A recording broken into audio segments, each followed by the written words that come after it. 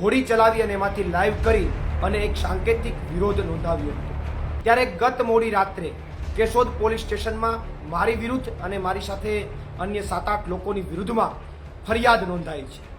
આ સમગ્ર ભારતમાં પહેલો એવો કિસ્સો હશે કે પાણીમાં હોડી હાંકવા ઉપર ફરિયાદ નોંધાણી હોય, કારણ કે આ ગુજરાતમાં ભાજપના રાજમાં બુટલેગર હોય, ભૂમાફિયા હોય, ભાજપના ગુંડાઓ હોય, ભ્રષ્ટાચારીઓ હોય, એ એકેય ઉપર એફઆઈઆર નથી થતી।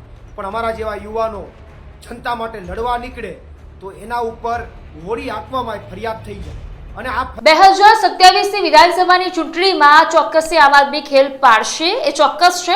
કારણ કે હવે આમ આદમી પાર્ટી સત્તા પર નહીં આવે, પરંતુ સીટો તો ક્યાંક ને ક્યાંક ભારતીય જનતા પાર્ટીની ખાશે એવું લાગી રહ્યું છે।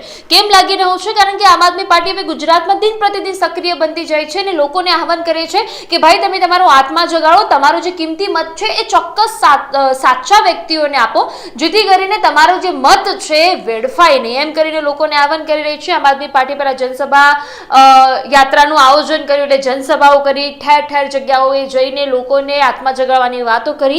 ત્યારબાદ પ્રવીણ રામ સહિતના જે આમ આદમી પાર્ટીના નેતાઓ છે એમને ઘેડ બચાવ યાત્રાઓની શરૂઆત કરી। ઘેડ બચાવ યાત્રાઓ પછી એ પ્રવીણ રામ હોય, વિસાવદરના ધારાસભ્ય ગોપાલ ઇટાલિયા હોય, મનોજ સોરઠિયા હોય, રાજુ કરપડા હોય, ઈશુદાન ગઢવી હોય, બ્રિજરાજ સોલંકી જ કેમ નથી, આ બધા જ નેતાઓ ગુજરાતની જનતાને આહવાન કરી રહ્યા છે કે ભાઈ તમે તમારો આત્મા જગાડો। અને ક્યાંક ને ક્યાંક ગુજરાતની જનતા જે છે આમ આદમી પાર્ટીના વહારે આવી પણ રહી છે, આમ આદમી પાર્ટીમાં લોકો જોડાઈ પણ રહ્યા છે।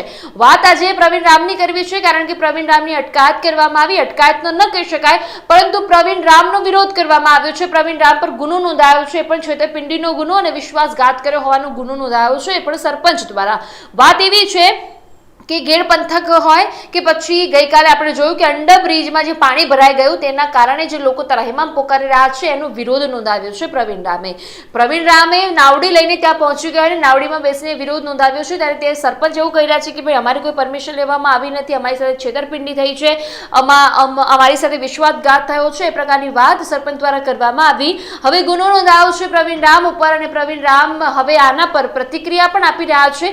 એ પ્રતિક્રિયા આપણે સાંભળી લઈએ, પરંતુ પ્રતિક્રિયા પહેલા એમનું એવું પણ કહેવું છે કે ભારતીય જનતા પાર્ટીના અમુક એવા નેતાઓ છે, અમુક કાર્યકર્તા આગેવાનો છે જે ખુલ્લેઆમ દારૂના અડ્ડાઓ ચલાવી રહ્યા છે। એમને કહી રહ્યા છે કે ભાઈ તમે ચલાવો, તમને રોકે, કોઈ પણ રોકે તમે બેઠા છીએ, ત્યાં પોલીસ કેમ તવાઈ નથી કરતી ને અમે વિપક્ષ કોઈ પણ વિરોધ કરીએ ત્યારે પોલીસ કેમ તવાઈ કરવા આવી જાય છે।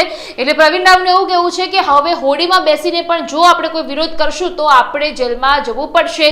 એ રીતે ભાજપના રાજમાં આ પ્રકારની રાજનીતિ થઈ રહી છે। શું કહી રહ્યા છે પ્રવીણ રામ, આના વિશે સાંભળો આ વિડીયોમાં। નમસ્કાર મિત્રો, ગત રોજ કેશોદ અંડરબ્રિજમાં પાણી ભરાઈ જતા મેં પોતે અને મારી સાથે અન્ય મિત્રોએ હોડી ચલાવી અને એમાંથી લાઈવ કરી અને એક સાંકેતિક વિરોધ નોંધાવ્યો હતો।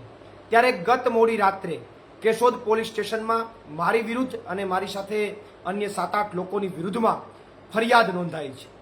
આ સમગ્ર ભારતમાં પહેલો એવો કિસ્સો હશે કે પાણીમાં હોડી હાંકવા ઉપર ફરિયાદ નોંધાણી હોય, કારણ કે આ ગુજરાતમાં ભાજપના રાજમાં બુટલેગર હોય, ભૂમાફિયા હોય, ભાજપના ગુંડાઓ હોય, ભ્રષ્ટાચારીઓ હોય, એ એકેય ઉપર એફઆઈઆર નથી થતી।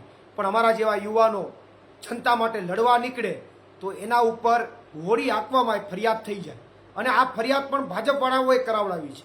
કારણ કે ગત રોજ જ્યારે પોલીસ સ્ટેશન અમારી અટક કરવામાં આવી ત્યારે અમને ડિટેન કરીને જ છોડી દીધા હતા, પરંતુ પછી ભાજપવાળાએ પ્રેશર બનાવ્યું કે આ પ્રવીણ રામને તમે એમને કેમ છોડી દીધો, એ લોકો માટે લડે છે, અવાજ ઉઠાવે છે, કેશોદના શહેરના લોકો હોય કે ઘેડના લોકો હોય, ખેડૂતો હોય, એના માટે અવાજ ઉઠાવે છે, એને તમે એમને કેમ છોડી દીધો।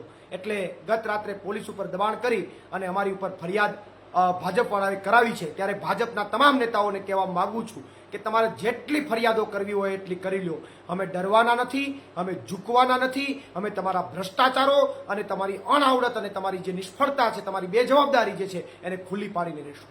પ્રવીણ રામ, પ્રદેશ ફ્રન્ટલ અધ્યક્ષ, આમ આદમી પાર્ટી।